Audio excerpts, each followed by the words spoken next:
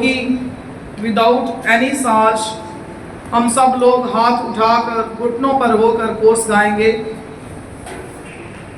संसार सदा न रहेगा, इसनु प्यार न कर।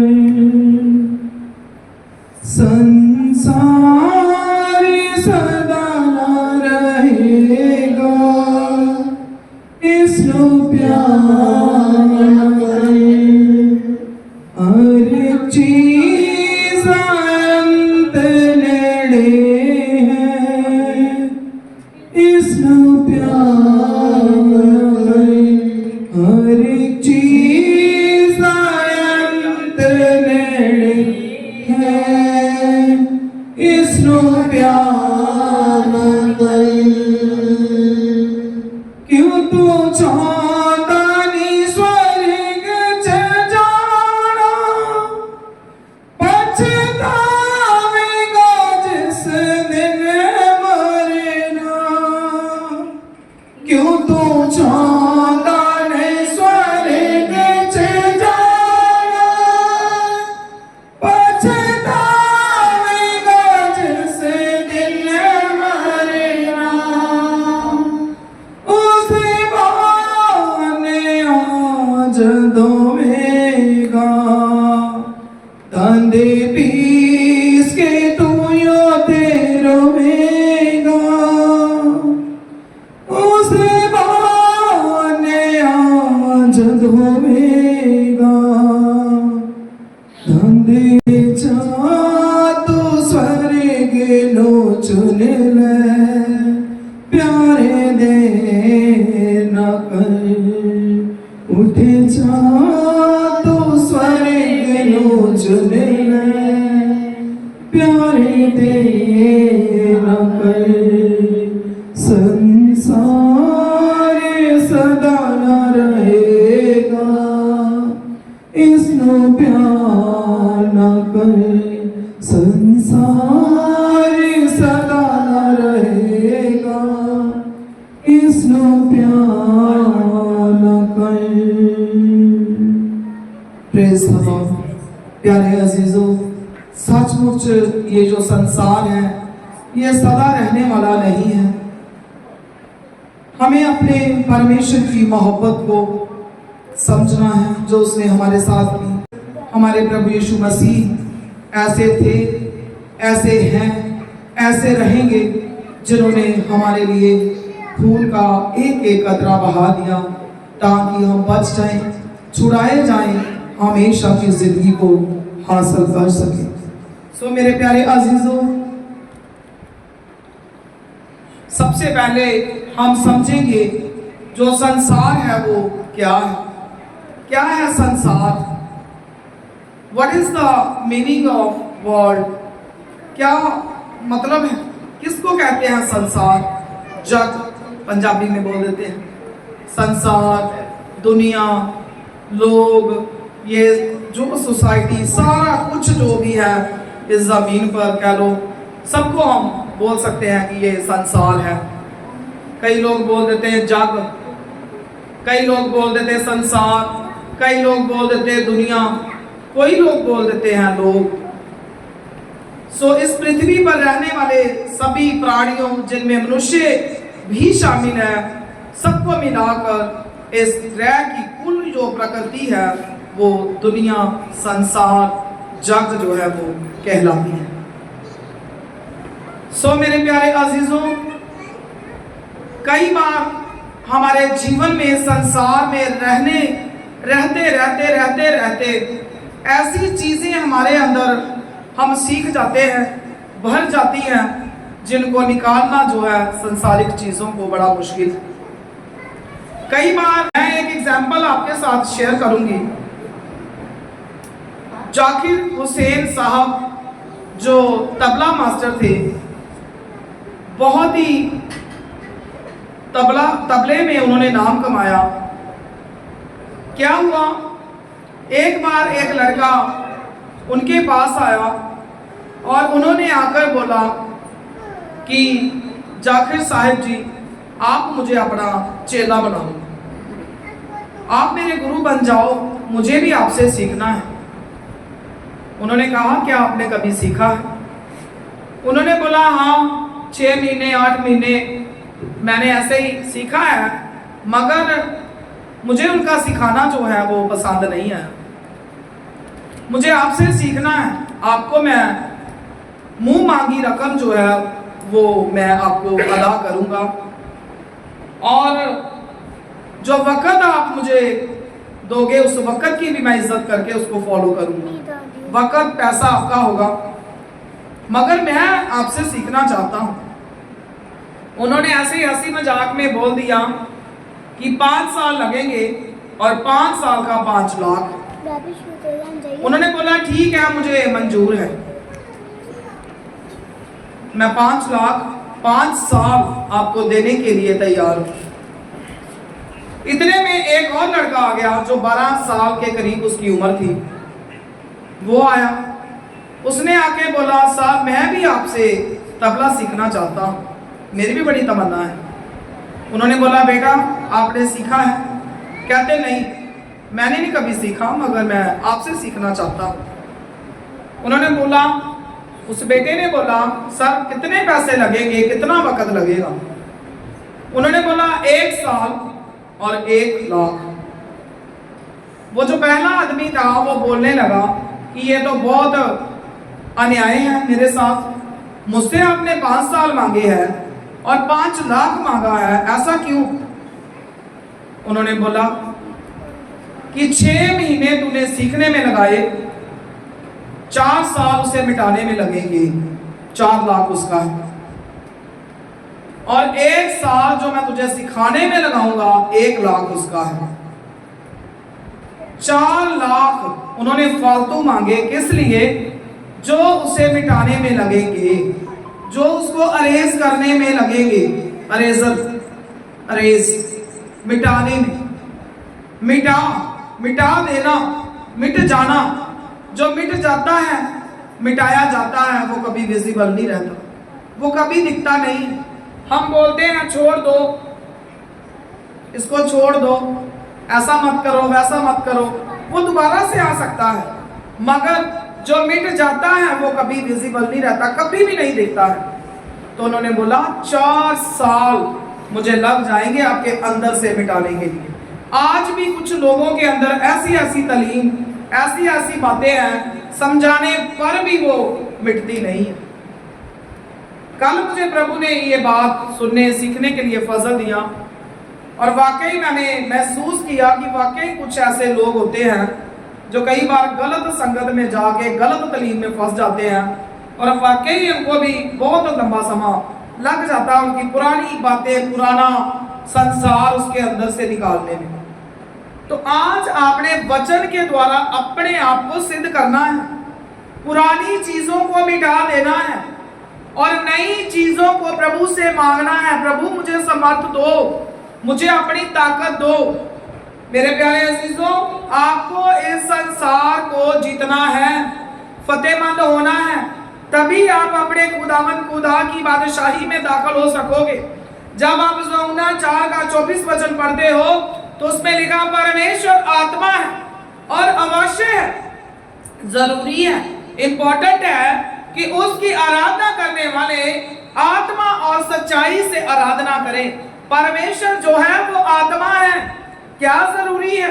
आत्मा जो है वो विजिबल नहीं होती, आत्मा को हम टच नहीं कर सकते हैं, आत्मा को नहीं देख सकते ना, तो महसूस कर सकते हैं। जिस्म भी काम करता है, जिस्म काम करता है, तो हमने इस जिस्म के पीछे लग लग के अपने आत्मिक कार्य को और सच्चाई को दबाना नहीं है, बल्कि उसको अपनी जिंदगी से ऐसी सच्चाइयां, ऐसे काम जो हमारे परमेश्वर को पसंद नहीं है उनको मिटा देना है। दूर नहीं करना, हटाना नहीं है, मिटाना है, जो दोबारा से आपके अंदर ना आए। आज देखना है क्या हम आत्मा और सच्चाई से आराधना करते हैं, क्या पुराना स्वभाव हमारे अंदर है। हमारा परमेश्वर आत्मा है, तो क्या हम शरीर के पीछे लग के सारे काम करते हैं या आत्मा के द्वारा करते हैं? आज हमने अपने आप की जांच करनी है। जब हम यशायाह 2 का 17 वचन पढ़ते हैं, उसमें लिखा मनुष्य का गर्व मिटाया जाएगा और मनुष्यों का घमंड नीचा किया जाएगा और उस दिन केवल यहोवा ही ऊंचे पर विराजमान होगा। Hallelujah, praise the Lord. सचमुच प्यारे अजीजों, हम अपने परमेश्वर के बगैर कुछ भी नहीं है। ना हम अपनी औलाद का घमंड कर सकते हैं, ना हम पैसे का, ना घर का, ना मकान का, किसी भी चीज का जो जमीन पर शामिल है हम घमंड गर्व नहीं कर सकते हैं, क्योंकि ये सब कुछ नाशवान है। ये सारा कुछ मिटाया जाएगा, कुछ भी बाकी बचेगा नहीं। हमें समझने की जरूरत है, हमने इन चीजों के पीछे लगकर अपने आप का नाश नहीं करना है। मैं एक वचन पढ़ूंगी, मगर मैं उससे पहले मैं एक एग्जाम्पल आपके साथ आज शेयर करूंगी, जिसको मुझे लगता है आप सुनने के बाद जरूर समझोगे कि वाकई हमें इन चीजों के जो पीछे है वो नहीं भागना है। हमें हमारा परमेश्वर, जब हम अपने परमेश्वर के ऊपर भरोसा रखेंगे तो वो हमें जरूर बचाएगा, छुड़ाएगा। वो जो जहाज था टाइटैनिक शिप, किस किस ने इसके बारे में सुना है? प्लीज अपना हाथ खड़ा करो। टाइटैनिक शिप, जहाज जो था, गॉड ब्लेस यू। 1912 में पहली और आखिरी बार इस जहाज ने यात्रा की थी, 1912 ईस्वी में।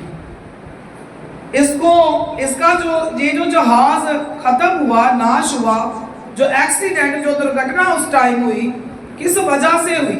जो बर्फ का पहाड़ था, आइसबर्ग बोलते हैं इसको, उसके साथ ये जो जहाज था वो टकरा गया था। ये जो आइसबर्ग है ये 100 गुना पानी के अंदर होता है और 100 गुना पानी के ऊपर भी होता है। टाइटैनिक ने अपनी यात्रा शुरू करी 1912 ईस्वी में 10 अप्रैल और बुधवार के दिन को इसने अपनी यात्रा जो थी वो शुरू करी। जब टाइटैनिक अपनी यात्रा पर निकला तो उससे पहले टिकट बुकिंग, टिकट जो थी वो उसमें जो लोग सैर करना चाहते थे, जो लोग उसके अंदर जाना चाहते थे, टिकट बुकिंग का जो कार्य था वो शुरू हो गया। एक आदमी जिसका नाम क्लार्क था, वह स्कॉटिश फार्मर थे। उनको बड़ा ही ज्यादा चस्का था घूमने फिरने का। कई लोगों को था बहुत ज्यादा कि हम लोग घूमे फिरे, उसके अंदर भी बहुत शौक था। वो बहुत पैसे वाला था। उसने भी अपने परिवार में सलाह करी कि हम लोग भी टाइटैनिक जो जहाज है उसमें जाएं और घूम फिर कर हम भी आए। जितना भी उसने, बहुत कॉस्टली था उसमें जाना, जितना भी उसने लाइफ में अपनी सेविंग करी थी, पैसा कमाया था, उसने क्या करा? टिकट बुक अपनी बीवी की, अपने 5 बच्चे और उसकी बीवी और खुद वो, तो कुल मिला के कितने हो गए? 7 मेंबर। तो उन्होंने सातों ने ही अपनी जो टिकट थी वो बुकिंग जो थी वो करवा ली। जितना पैसा था जिंदगी में सेविंग किया था, जितना भी जमा पूंजी थी, सारी इकट्ठी करी और उसकी टिकट जो थी बुकिंग करवा ली। 7 ticket, 5 member, husband wife, then उनके 5 बच्चे। उन्होंने टिकट बुक कराई और उस दिन का इंतजार करने लगे कि कब हमें मौका मिलेगा टाइटैनिक पर राइड या उसके ऊपर सैर करने का, क्योंकि उसको मालूम चला कि लग्जरी क्रूज लाइनर टाइटैनिक अपनी पहली जो यात्रा है उस पर जा रहा है, पहली यात्रा पर जा रहा है, तो मैं उसका हिस्सा बनना चाहता हूं। उन अमीर लोगों के बीच में बैठना चाहता हूं और देखना चाहता हूं दुनियादारी को। जितनी जीवन की पूंजी थी सारी पैसा इकट्ठा किया, 7 टिकट इकट्ठी उसने कर दी। टाइटैनिक रवाना होने से 7 दिन पहले उन्होंने एक कुत्ता रखा था, पालतू कुत्ता, और उन्होंने क्या किया? 5 बच्चों में से एक को काट लिया। 5 बच्चों में से एक को उसने क्या किया? काट लिया। और वो बड़े दुखी हुए, परेशान हुए कि ये क्या हुआ। बीवी ने कहा, स्कॉट हम नहीं जा सकते। अपने पति को उसने बोला, स्कॉट उसका नाम था, शॉर्ट में उसने बोला कि हम नहीं जा सकते हैं, मैं इसको बीमार हालत में छोड़कर नहीं जाऊंगी, तो तुम ऐसा करो 4 बच्चों को लेकर तुम जहाज में चले जाओ। और क्या हुआ? उसने बोला ये ठीक नहीं है।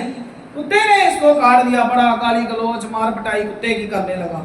अब क्लार्क जो था उसके मन में बड़ी दुविधा हुई, बड़ा ही धर्म संकट हुआ कि मैं अपने उस बीमार बच्चे को छोड़कर कैसे जाऊं। उसके भी मन में आने लगा कि मैं बीमार बच्चा और माँ को छोड़कर चला जाऊंगा, मैं कैसे जाऊं इनको छोड़कर। मेरी तो बड़ी इच्छा थी हम फुल फैमिली जहाज में जाए, मगर ये क्या हो गया।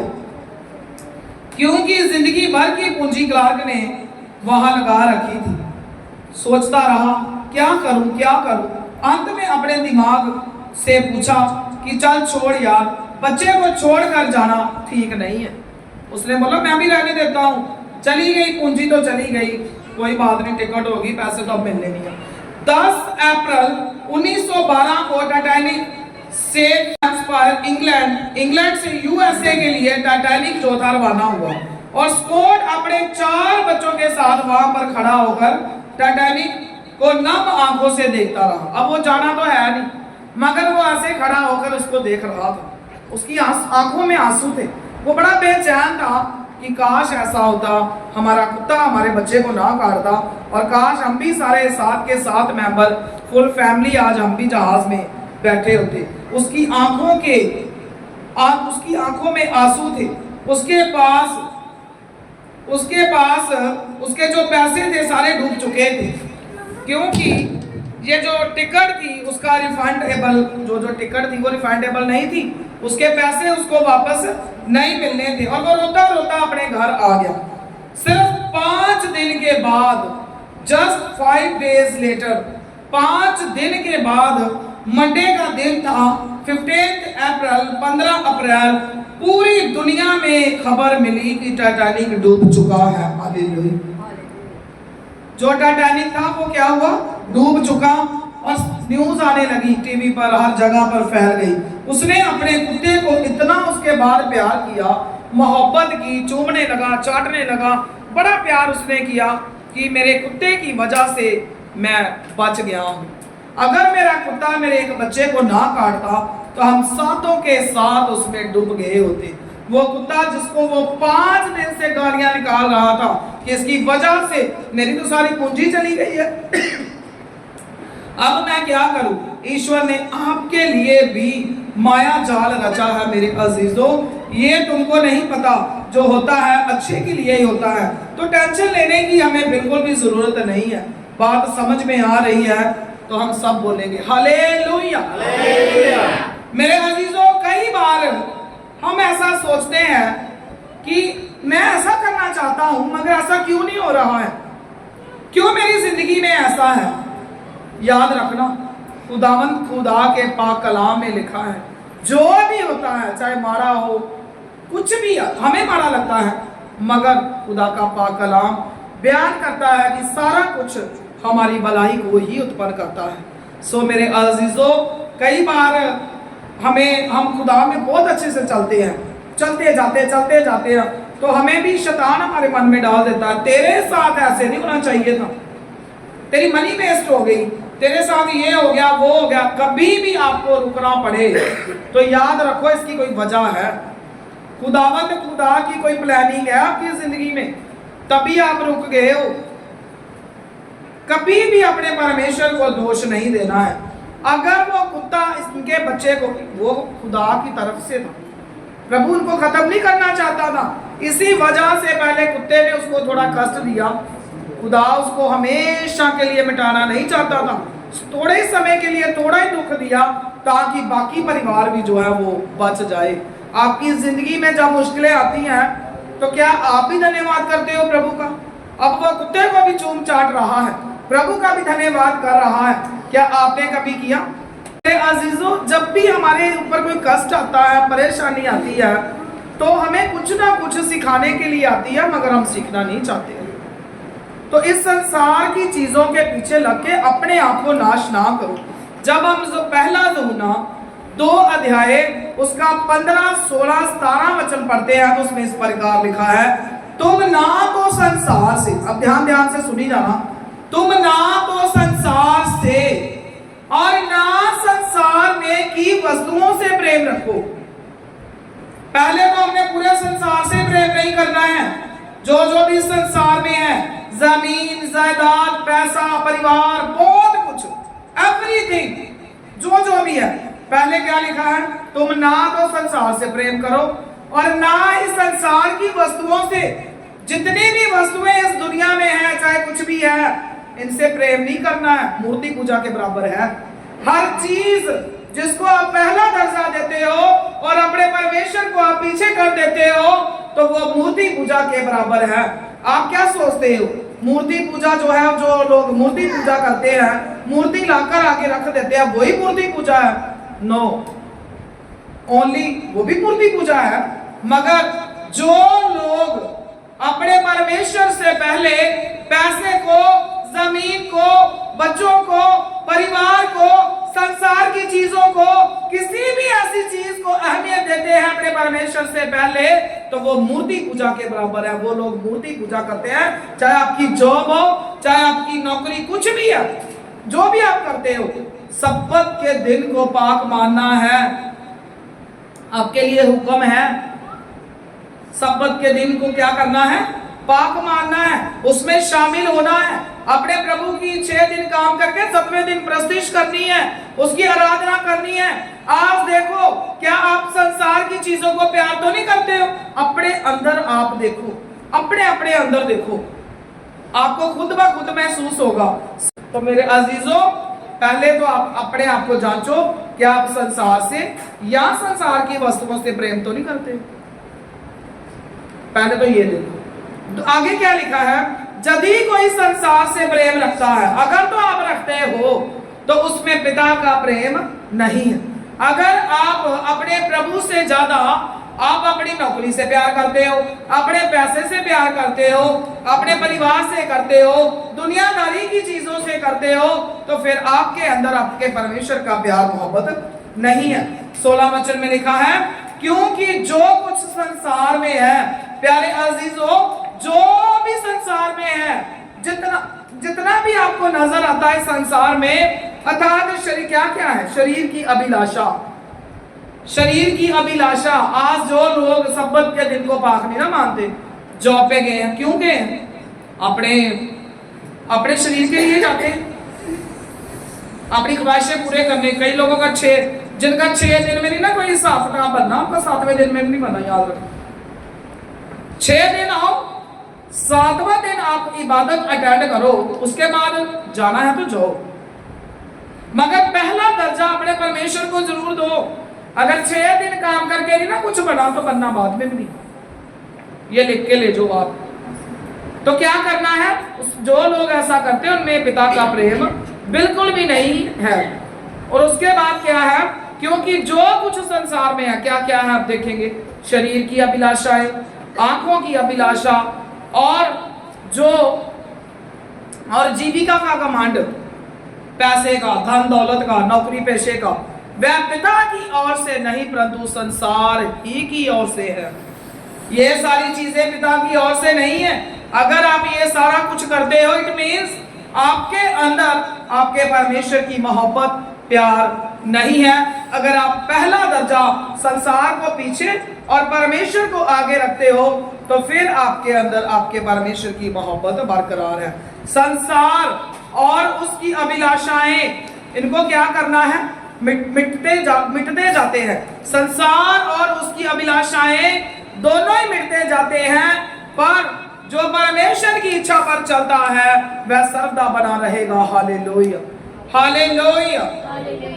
जो संसार और उसकी अभिलाषाएं दोनों ही मिटते जाते हैं, जिनके अंदर सांसारिक अभिलाषाओं को, जो हमारे शारीरिक हैं, हमारी आंखों को अच्छी लगती हैं, जीविका का घमंड, किसी भी तरह का घमंड अगर हमारे अंदर ऐसे हैं, तो क्या करना है? मिटा देना है। इनको मिटाना है, दूर नहीं करना। कोई आपसे दूर जाएगा ना, फिर पास आ जाएगा, फिर आ सकता है, तो हमने मिटा देना है। जब हम स्कूल में जाते हैं, तो हमारे टीचर जो है ब्लैक बोर्ड पर लिखते हैं, पास में उन्होंने एक डस्टर रखा होता है। तो वो क्या करते हैं? एक क्वेश्चन उन्होंने लिख दिया, देन उन्होंने, अब बच्चों ने लिख लिया है, तो उन्होंने सेकेंड लिखना है, तो फिर वो उसको मिटा देते हैं। मिटाने के बाद आपको स्कूल में कभी दिखा ना लिख सके और पिछला दिखे ना। आज अगला लिखना है और पिछला मिटा देना है। आज क्या करना है? ये जो आपका दिल है ना, ब्लैक बोर्ड, जिसके ऊपर जो आज तक लिखते आए हो, उसको आज मिटा देना है और आज नया लिखना है। क्या लिखना है? परमेश्वर की इच्छा को लिखना है। देखेंगे मत्ती की अंजील 13 अध्याय उसका 3 से 9 वचन घर जाके पढ़ना है। उसमें लिखा है अच्छा बीज बनना है और फल लाना है। ये अपने घर जाके पढ़ना है। अच्छा बीज बनना है। आज सारा कुछ मिटाकर एक अच्छा बीज बनना है और फलदार होना है। अपने प्रभु में फलदार होते जाना है। अपने परिवार में भी फलदार होना है। आज देखना है क्या मैं फलदार हूं या नहीं। ज़बूर 118 का 8 वचन में लिखा यहोवा की शरण लेनी मनुष्य पर भरोसा रखने से उत्तम है। हालेलुया। आज क्या करना है? अपने दिल में इकरार कर लेना है कि प्रभु आज के बाद मैं इंसानों के ऊपर भरोसा नहीं रखूंगा। प्रभु मुझे ऐसी ताकत दे, मुझे ऐसी समर्थ दे। मैं इंसानों के ऊपर भरोसा नहीं रखना चाहता हूँ। मैं संसार के ऊपर भरोसा नहीं रखना चाहता हूँ। ना मैं संसार की चीजों पर भरोसा रखना चाहता हूँ। प्रभु मैं तुझ पर भरोसा रख के अपना जीवन व्यतीत करना चाहता हूँ। मुझे ताकत दे। आज ये मांगना है। आज ये अपने दिल पर लिखकर लेके जाना है। तीसरी बात लिखनी है इब्रानियों 11 का 5 वचन, परमेश्वर को प्रसन्न करने वाला जीवन जीना। हालेलुया। आज के बाद अपने दिलों में भर कर लेकर जाना है प्रभु मेरा जीवन ऐसा बना दो, मैं तेरे साथ चलूं, मैं तेरे साथ बैठूं, मैं तेरी वाणी सुनूं, मैं तेरे बोल बोलूं अपनी जुबान से। प्रभु मैं तेरी चाल चलता जाऊं। प्रभु मेरे हाथों को पवित्र करो, मेरी सोचों को पवित्र करो। मेरे परमेश्वर मैं ऐसा जीवन जीऊं जैसा हनोक ने जिया। हनोक की जो कुल आयु थी 365 साल की और 300 साल उसने परमेश्वर के साथ साथ गुजारे और 65 साल उसने दुनियादारी के साथ गुजारे जिसका परमेश्वर के घर पर कोई जिक्र नहीं। हालेलुया। 300 साल जो उसने परमेश्वर के साथ गुजारे वो परमेश्वर के घर में लिखे गए और प्रभु ने उसको बहुत प्यार से बरकत दी। आज कहना है प्रभु मैं भी हनोक की तरह तेरे साथ चलना चाहता हूँ। जितना मैंने चल लिया प्रभु मुझे माफ कर दे। जो मुझसे हो गया प्रभु मुझे माफ कर दे। मैं वो जीवन नहीं जीना चाहता जो तुझे ना पसंद हो। मेरे परमेश्वर मैं तेरे साथ चलना चाहता हूँ ताकि मेरी जिंदगी का बकाया वक्त तेरे हुजूर लिखा जाए। हालेलुया। आज मांगना है, मांगना नहीं है, मांग कर उसको पूरा करना है। परमेश्वर मांगने वाले को देता है। आज जब आप मांगोगे तो डेफिनेटली आपको मिलेगा। हो ही नहीं सकता आपको ना मिले, मगर आपने उसको पूरा करते जाना है। चौथी बात आपने क्या पूरी करनी है? कहोता 16 का 20 में लिखा है जो वचन पर मन लगाता है वह जीत जाता है, वह कल्याण पाता। हालेलुया। आज के बाद कहना प्रभु आज तक अगर मेरा मन आपकी वाणी की तरफ नहीं लगा तो प्रभु मुझे माफ कर दो। मैं आपकी पवित्र वाणी की तरफ मन लगाना चाहता हूँ ताकि मैं आपकी बरकतों को हासिल कर सकूं, ताकि मैं उसके मुताबिक चल सकूं। आज आपने ये फजल मांगना है तो आपका परमेश्वर आपको हिम्मत देगा, ताकत देगा, बल देगा, ऐसा मन देगा जिसका ऐसा रिमोट कंट्रोल आपके हाथों में होगा कि आप उसको रोक सकोगे, चला सकोगे। मगर आज हमारे मन के ऊपर हमारा कंट्रोल नहीं है। मैं बहुत बार आपको सिखा चुकी हूँ। प्रभु यीशु मसीह ने उसके चेलों ने जो पहला वचन सुनाया, कलाम सुनाया, उन्होंने प्रभु यीशु मसीह ने क्या सुनाया? वचन यही है, बाकी सारा कुछ जीने के सिद्धांत है। उन्होंने बोला मन फिराओ, बपतिस्मा लो, मेरे पीछे हो लो, उद्धार पाओ। क्या आपने पाया? क्या मन फिराया? अब मन फिराओ। ये पहला ही वचन क्यों सुनाया? क्योंकि मन फिराना इंसान के हाथों में है, इंसान के हाथों में है। अब आपको शादी में जाना हो तो बड़ी जल्दी रात से आपका मन तैयार होता है, पकौड़े अच्छा सामान मिलना वहां पर, तो हम बड़े खुश 2-3 दिन पहले डिसाइड कर लेते हैं क्या कपड़े पहनने हैं, जूता पॉलिश, कपड़े डिसाइड, सारा कुछ रेडी। कई लोग रात को नहा लेते हैं सर्दियों में कि सवेरे पकौड़े ना मुक जान जाल तो पहना। मगर आज अपने आप को देखो, तब आपका मन बन जाता है। तो यहाँ आने के लिए आपका मन क्यों नहीं बनता है? जब आपके बच्चे स्कूल जाते हैं आप जल्दी जल्दी उठ जाते हो, जल्दी उठ जाते हो। बच्चों ने स्कूल जाना है, क्यों उठते हो? इसलिए उठते हो कि मेरे बच्चों की जिंदगी बनानी है मैंने। तो याद रखना आज ये जो जिंदगी बना रहे हो ना, ये थोड़े समय की है। बिल्कुल थोड़े समय की जिंदगी बनानी है तो हमेशा की जिंदगी बनाओ। Hallelujah, hallelujah. हमेशा की जिंदगी के लिए अपने बच्चों को तैयार करो। आज आपके बच्चों के कांटा लग जाए तो आप बर्दाश्त नहीं करते हो, आपका बच्चा बीमार हो जाए तो आप बर्दाश्त नहीं करते हो, आपका बच्चा वैसे रोने लगे तो आप बर्दाश्त नहीं कर सकते हो। याद करो, महसूस करो, आज जिस दिन आपने अगर अपने बच्चों को अच्छी तालीम ना दी, अपने बच्चों को आप चर्च लेकर ना आए, आपके बच्चे इस तालीम से दूर रह गए, नरक में चले गए, तो क्या 1000 साल तक आप अपने बच्चों को तड़पते हुए देख पाओगे? आप सोच कर देखो, क्या आप ऐसा चाहते हो कि हमारे बच्चे 1 साल तक तड़पते रहें? अगर नहीं चाहते हो मेरे अजीजों, तो अपने बच्चों को एक अच्छी तालीम में ले आओ, उनको सिखाओ, उनको दुआ में बैठाओ, उनको वचन पढ़ने की आदत डालो। जरूर अपने बच्चों के लिए मेहनत करो, जरूर मेहनत करो, जरूर और जरूर मेहनत करो, ताकि हम खुद भी बचाए जाएं और हमारे बच्चे भी बचाए जाएं। जो जो तो अपने बच्चों के साथ मोहब्बत करता है, जितने भी आप बैठे हो, जो जो मोहब्बत करते हैं ना, वो जरूर अपने बच्चों को इस जिंदगी बनाने से स्कूल जाना तो बड़ी जल्दी जल्दी, इससे ज्यादा इंपॉर्टेंट, सुनो, इससे ज्यादा इंपॉर्टेंट जो है वो क्या है? हमेशा की जिंदगी के लिए अपने बच्चों को तैयार करो। हाँ, यहाँ पर आपके बच्चे बड़े बड़े ऑफिसर बनेंगे, कोई डॉक्टर बनेगा, कोई कुछ, तो आप बड़ी शान महसूस करोगे, बहुत फख्र महसूस करोगे, बहुत ज्यादा प्राउड फील करोगे आप, मैं समझती हूँ। मगर जिस दिन आपके बच्चों को नरक में जाना पड़ा तो आपका सिर शर्म से नीचे हो जाएगा। उस दिन क्या करो? यहाँ पर आपको मान लो, आजकल तो वैसे ही एज बहुत कम हो गई है, 40 अबाव, वैसे ही कुछ ना कुछ प्रॉब्लम्स क्रिएट होने लगती हैं, तो पता नहीं एज बंदे की कितनी है, खुदा ही जानता है। जिंदगी मौत की चाबियां उसके हाथ में है, मगर बहुत लंबी नहीं है। मान लो बंदा 100 साल, 110, 20 साल जी लेगा, उसके बाद 1000 साल जीना है, या नरक या स्वर्ग। आपके बच्चों के लिए यहाँ पर बड़े अफसर बनाने के लिए बड़ी मेहनत मुशक्कत करते हो, तो वहां पर जाकर आपके बच्चे सोने की सड़कों पर चलेंगे, हर फैसिलिटी आपके बच्चों के लिए होगी, हर तरह का खाना आपके बच्चों के लिए होगा जो शायद आप जमीन पर उनको प्रोवाइड ना कर पाएंगे। तो वहां पर हर चीज जो राजे महाराजे भी नहीं खाते हैं, उनसे ऊपर चीजें मिलेगी। तो क्या आपको अपने बच्चों को एक अच्छी तालीम नहीं देनी चाहिए? अपने बच्चों को स्वर्ग के लिए तैयार करना है, हमेशा की जिंदगी के लिए खुद भी तैयार होना है, और अपने बच्चों को भी जरूर आपने तैयार करना है। ज़बूर 145 का 17 वचन में लिखा है, जितने यहोवा को पुकारते हैं, क्या आप पुकारते हो? क्या पुकारते हो?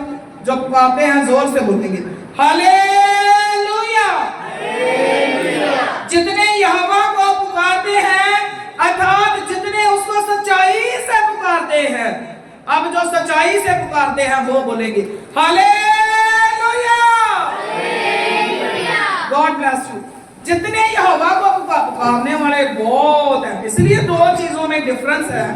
जितने उसको पुकारते हैं, जितने 100% ईमान विश्वास के साथ जो पुकारते हैं, उनको पुकारते हैं उनके भी, मगर जितने उसको सच्चाई से पुकारते हैं उन सभी के वह निकट रहता है। जो सच्चाई से पुकारते हैं, सच्चाई से पुकारना है, वहम नहीं करना है, कोई भरम नहीं करना है।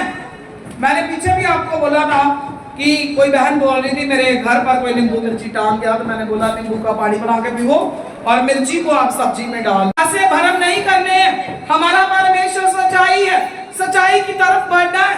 ये चीजें परमेश्वर के लोगों को कुछ भी बिगाड़ नहीं सकती है, ना ही नाश कर सकती है। हमने अपने परमेश्वर की तरफ बढ़ते जाना है, ऐसी संसार की चीजों पर ध्यान नहीं लगाना है। जब भी जिंदगी में कोई कष्ट आए, प्रभु में चलते चलते, तो घबराना नहीं है। ये जो मैंने आपको स्टोरी सुनाई है, आपने क्या करना है? उस स्टोरी को याद करना है कि जरूर मेरा प्रभु कोई ना कोई भलाई मेरे लिए करना चाहता है, इसीलिए मैं आज मुश्किल में हूँ, इसीलिए मैं आज परेशानी में हूँ। और जो मैंने पहले बताया जाकिर हुसैन के बारे में, जो तबला मास्टर थे उनके बारे में, आपने आज पुरानी चीजों को खत्म करना है। इसको निकालने में बड़ा वक्त लगता है, तो कोशिश करो निकाल दो। मन फिराओ, मन आपने खुद फिराना है, या प्रभु यीशु मसीह ने भी नहीं फिराना आपका मन करो। ऐवे ना क्या करो, प्रभु ने करना होगा कर देगा, प्रभु ने देना दे देगा, नहीं, मन आपने फिराना। इसीलिए पहला प्रचार ये हुआ, जब हम गाड़ी चलाते हैं तो जो गाड़ी का स्टीयरिंग है ना, वो ड्राइवर को कंट्रोल करना पड़ता है। अगर वो नहीं करेगा तो सारी सवारियां खत्म, एक्सीडेंट हो जाएगा। तो इसी प्रकार हमने अपने मन पर जो कंट्रोल करना है वो खुद करना है। अपने मन को अपने प्रभु के साथ जोड़ देना है, अपने प्रभु के साथ लगन लगानी है। इस संसार की चीजों के पीछे हमने नहीं जाना है, अपने प्रभु के साथ चलना है, क्योंकि ये संसार नाशवान है, ये एक दिन आएगा और नाश हो जाएगा। मगर हमारे प्रभु के पास हमेशा की जिंदगी है। उस हमेशा की जिंदगी को पाने के लिए अपने आप को आज तैयार करना है। सब लोग घुटनों पर हो जाएंगे और सच्चे दिल से अपने प्रभु को पुकारेंगे, ताकि वो आपके नजदीक रह सके। आपका परमेश्वर आपके ऊपर रहमत करेगा। सब हाथ उठाकर अपने खुदावंद खुदा की तारीफ करेंगे।